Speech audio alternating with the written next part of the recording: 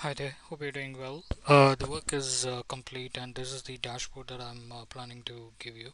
So to start with, what I've done here is the measurements right here for this one, this particular chart, and this one here, and like this one, and this one is here, and for the measurements here, that is the, and as well as for this one, we have it here.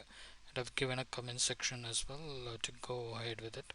So just to review the charts, so just this gives you the count information, this gives you the amount information, and this gives the average information here, and the split up of these two here, and as well as the average wasting.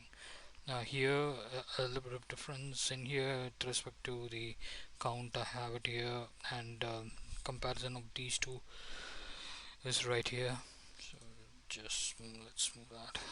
So and then we have the male and female count here, so that is updated in here, as well as the average vesting.